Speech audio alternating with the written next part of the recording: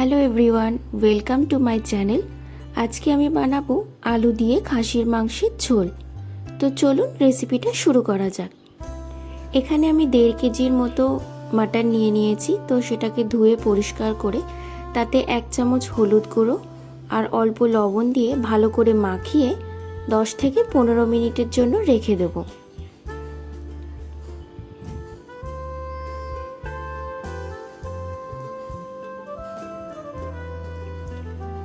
তো এদিকে কড়াইয়ে তেল গরম হয়ে গেছে। এবার ওই তেলের মধ্যেই 1 চামচ হলুদ গুঁড়ো আর অল্প লবণ দিয়ে কেটে রাখা আলুগুলোকে ভেজে নেব।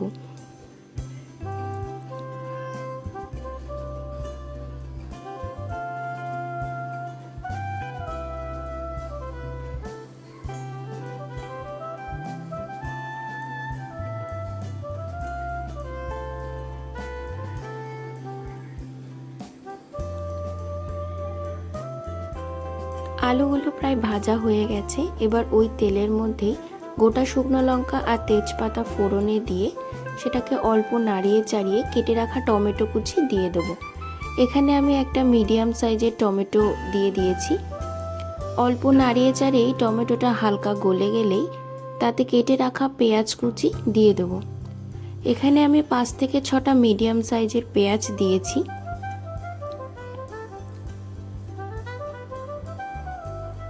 সব কিছু ভালো করে মিশিয়ে নিয়ে তাতে 1 চামচ হলুদ গুঁড়ো আর অল্প লবণ দিয়ে ভালো করে ভেজে নেব।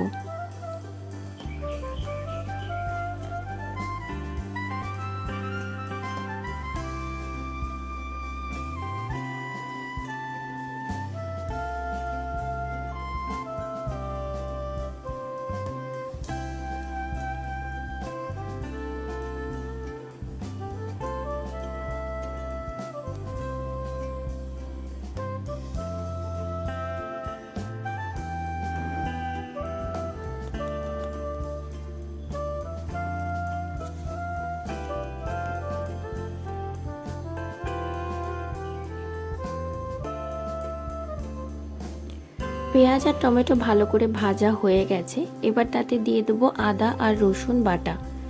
এখানে আমি 4 টেবিল চামচ আদা দিয়েছি আর একটা বড় রসুন দিয়ে দিয়েছি।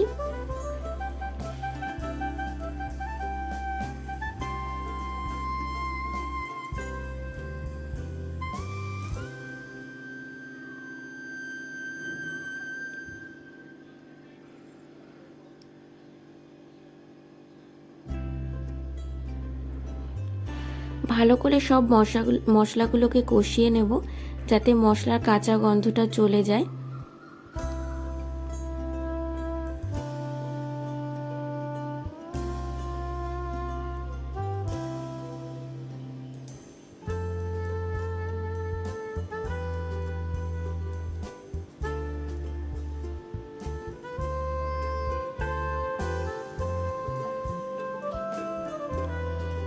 সব মশলা আমার প্রায় ভাজা হয়ে গেছে। এবার তাতে আগে থেকে একটা বাটিতে 1 চামচ হলুদ গুঁড়ো, 1 চামচ লবণ, 1 চামচ ধনে গুঁড়ো, 1 চামচ জিরে গুঁড়ো, 1 চামচ শুকনো লঙ্কা গুঁড়ো অল্প জল দিয়ে গুলে রেখেছিলাম সেটাই এবার মশলার মধ্যে দিয়ে দিলাম। সব কিছু আবারও ভালো করে মিশিয়ে নেব।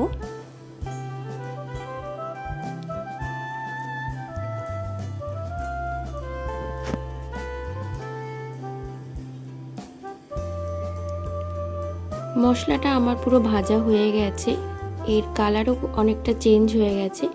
এবার আমি ম্যারিনেট করে রাখা মাংসগুলো এতে দিয়ে দেবো এবং মশলার সাথে খুব ভালো করে মিশিয়ে নেব।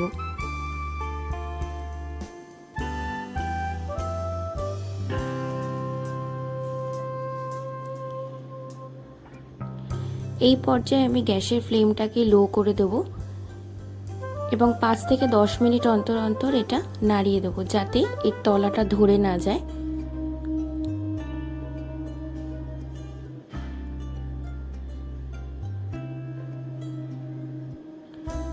পুরো মাংসটা কষাতে আমার প্রায় আধ ঘন্টা মতো সময় লেগেছে। যেহেতু এটা প্রেসার কুকারে দেব না তাই এটা লো ফ্লেমে আস্তে আস্তে করে কষাচ্ছি।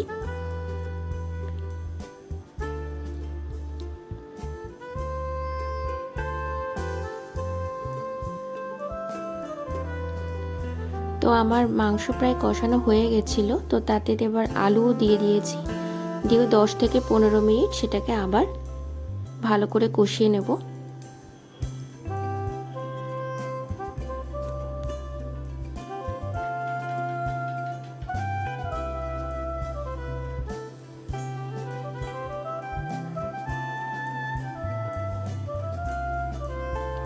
মাংসটা অল্প সেদ্ধ সেদ্ধ হয়ে গেছিল, তো এবার আমি জল দিয়ে দিলাম, বাকিটা ঝোলের মধ্যেই সেদ্ধ হয়ে যাবে।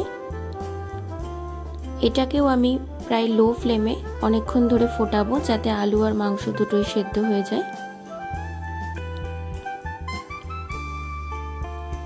তো সব কিছু সুন্দর সেদ্ধ হয়ে গেছে। এবার আমি নামানোর আগে গরম মশলা গুঁড়ো দিয়ে দেবো, দিয়ে এটাকে গ্যাস বন্ধ করে কিছুক্ষণ রেখে দেবো। তো আমার আজকে ঝোল ঝোল মাটন কারি তৈরি।